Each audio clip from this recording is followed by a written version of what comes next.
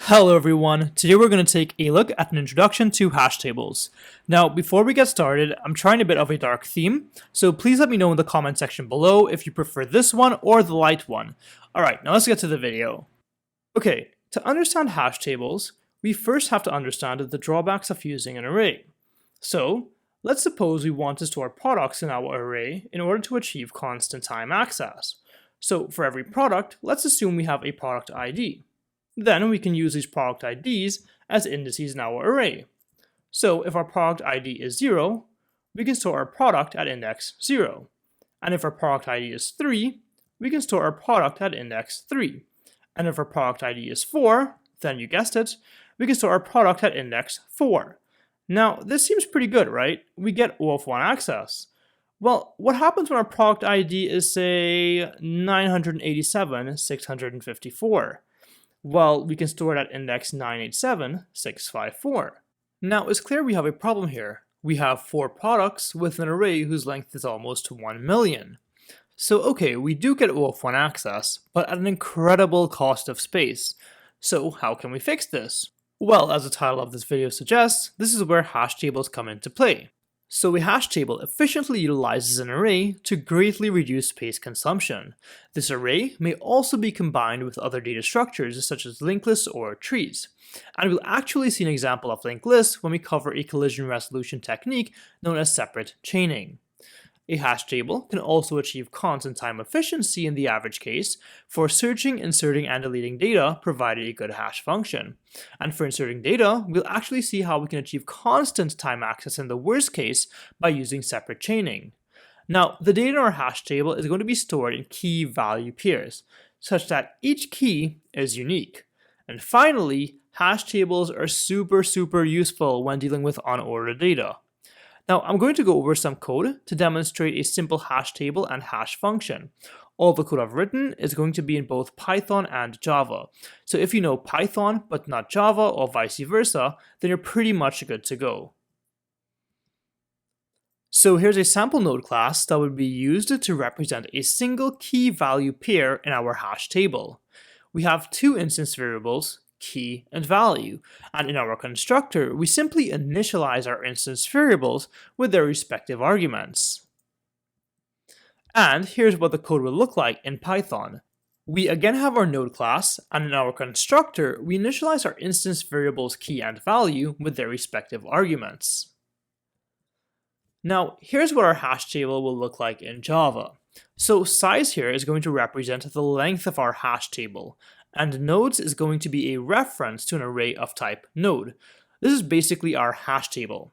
Again, in our constructor, we simply initialize our instance variables. Now, if you're wondering what we're going to do with this, we're going to go over this in the animation, so it's going to be super clear.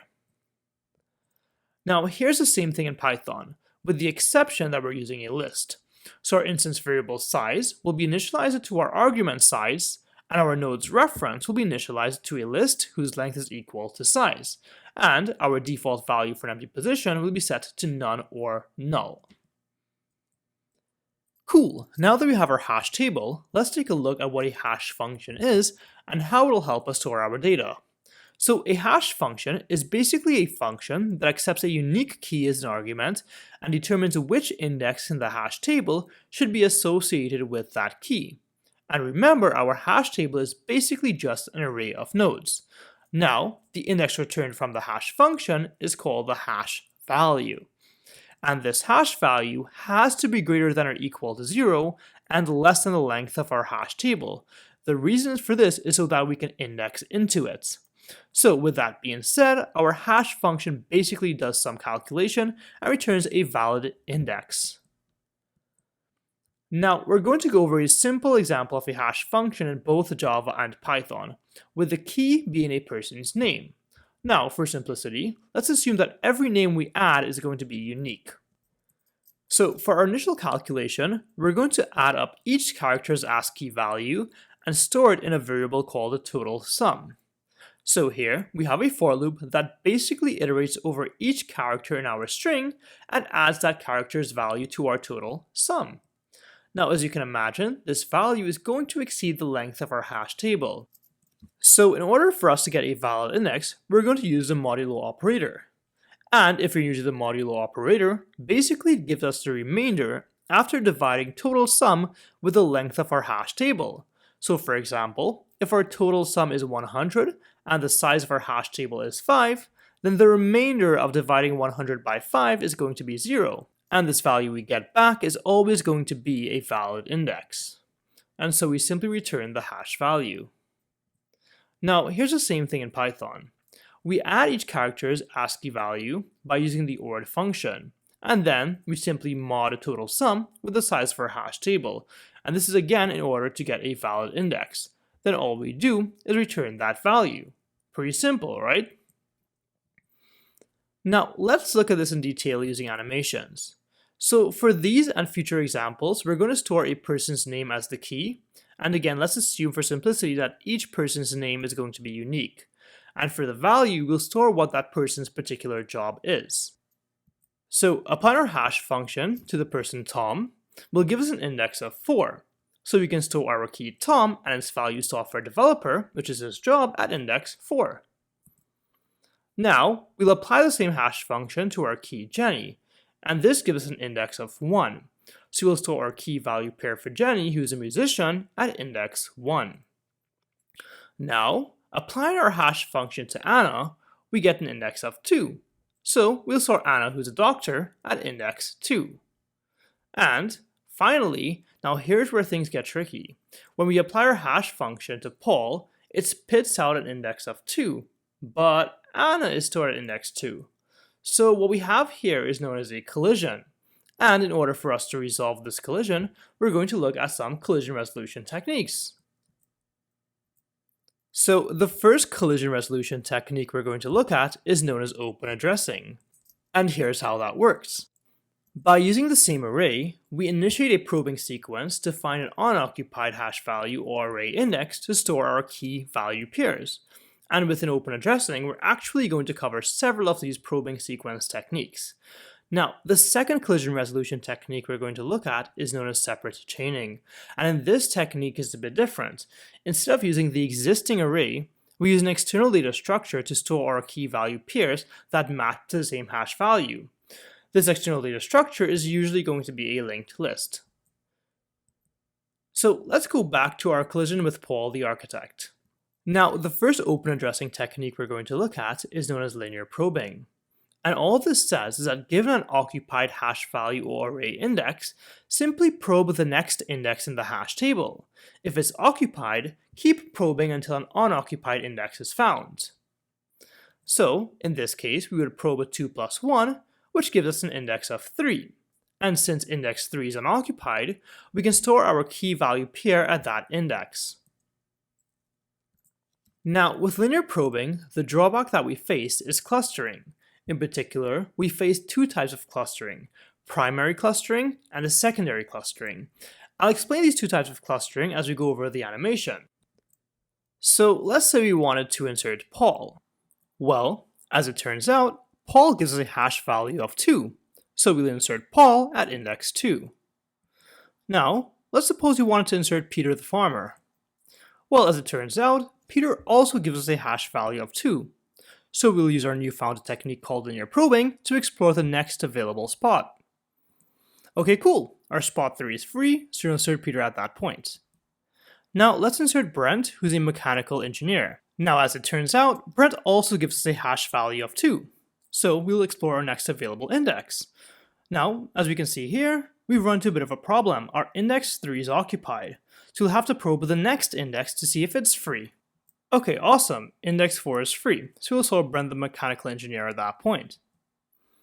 Now, let's insert Anna the doctor. Well, as it turns out, Anna gives us a hash value of 2. Well, index 2 is taken, so let's explore index 3. Okay, well now index 3 is taken, so let's explore index 4. Okay, great. Now index 4 is taken, so let's explore back around to index 0. Hopefully you can see the problem here. We basically traversed the entire array to store Anna the doctor. And so remember how I mentioned primary and secondary clustering? Well, as it turns out, when different keys map to the same index, notice that we end up following the same sequence or path. So when Anna was mapped to index 2, we ended up going to index 3, then 4, etc. When we hit index 2 with Brent, we also ended up going to indices 3 and 4. This is what's known as secondary clustering. Now, what's very important is that linear probing also suffers from primary clustering, which is a bit harsher. If we hit any index inside of our cluster, we're ultimately adding on to the cluster size. So regardless if we hit index 2, 3, or 4, we're adding on to the size of that one cluster, which as you can imagine has a super negative impact on our time efficiency. So this brings us to our second probing sequence technique under OpenAddressing, known as quadratic probing. So given an occupied hash value or array index, we start a probing sequence in the form of hash value plus ai squared modulo size, such that a is a constant and I is a valid index. So if our constant a is 1, for example, our probing sequence will look like hash value plus 1 modulo size. And if it's occupied, our next spot will be hash value plus 4 modulo size. And if that's occupied, then our next spot would be hash value plus 9 modulo size. And if that spot is occupied, we basically continue a similar process. Now, quadratic probing does suffer from clustering, and in particular, secondary clustering. So when two keys hash to the same index, they follow the same probing sequence. So let's take a look at that. Here, Cliff the teacher hashes to index 0, and luckily index 0 is free, so we will simply store Cliff the teacher there. Now, let's insert Andy the entrepreneur. Now as we can see, Andy also has a hash value that's the same as Cliff, index 0, so we'll probe the next index, which is 0 plus 1 squared, or index 1.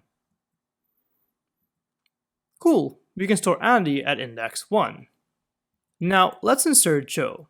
So Joe again hashes to index 0, so we'll explore the next available index, which is 1.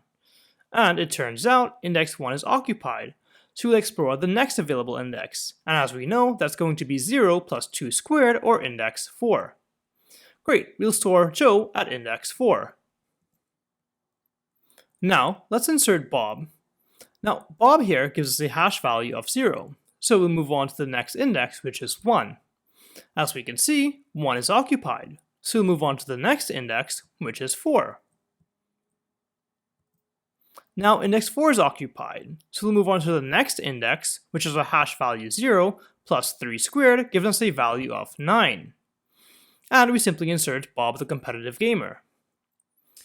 Now notice that we do suffer from secondary clustering, since every time we hit the same index, we follow the same probing sequence. So every time a key hashes to index 0, we then go to 1, 4, 9, etc.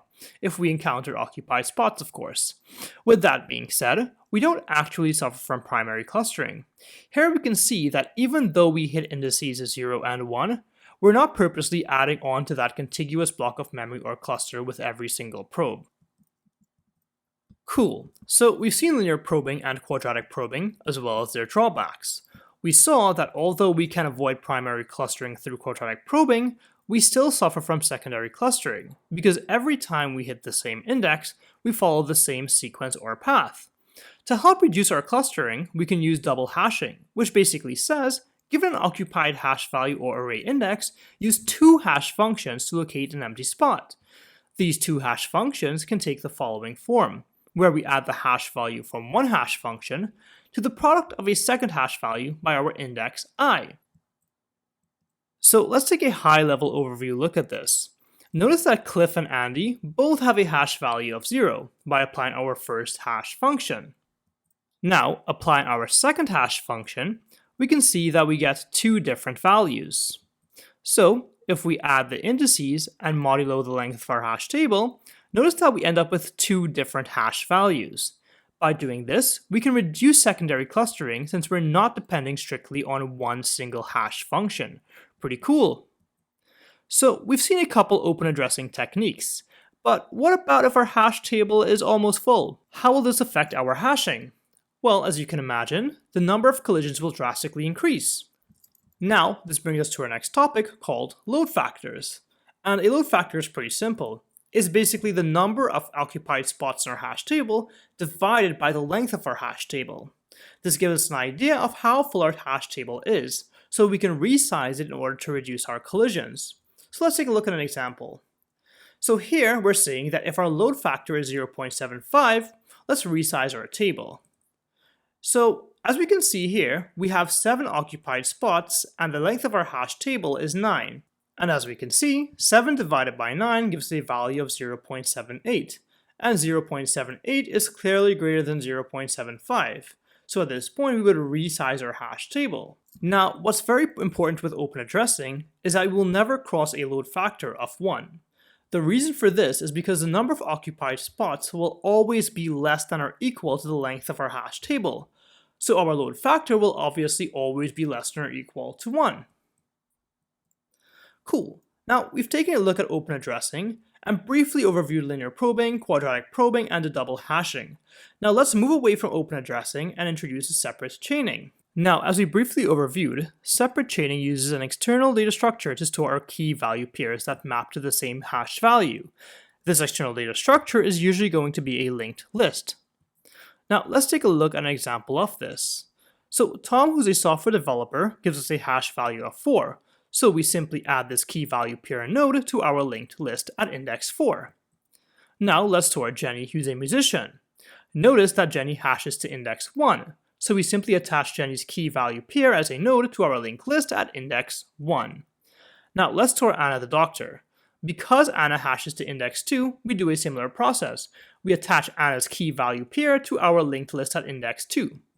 Now let's store Paul, who's an architect. Notice that Paul hashes to index 2 as well. Well, as it turns out, this is not a problem, because we can just add Paul's key value pair as a node to our linked list. Pretty cool, right? Now, linked lists can also get pretty long, so we need some way to control its length. So again, we make use of our load factor. And remember, our load factor is just the number of occupied spots divided by the length of our hash table. So what we'll do is resize in this case if we hit a threshold or a load factor of 3. Now this is a big difference between our load factor for open addressing and our load factor for separate chaining. Because separate chaining uses an external data structure, which in our case is a linked list, these lists can grow indefinitely, and as a result cause our load factor to go way beyond 1. So here's our load factor of 14 divided by 5. The reason is because we have 14 elements in our linked lists, and our hash table's length is 5. And 14 divided by 5 is going to give us a value of 2.8. Now, because we didn't hit our threshold of 3, we can add more elements, so let's do just that. Adding another node to our index 2 gives us now a total number of elements equal to 15. And 15 divided by 5 is going to give us a value of 3. And as we can see, 3 matches our threshold, so we resize at this point. Now talking about resizing, let's see how this actually works.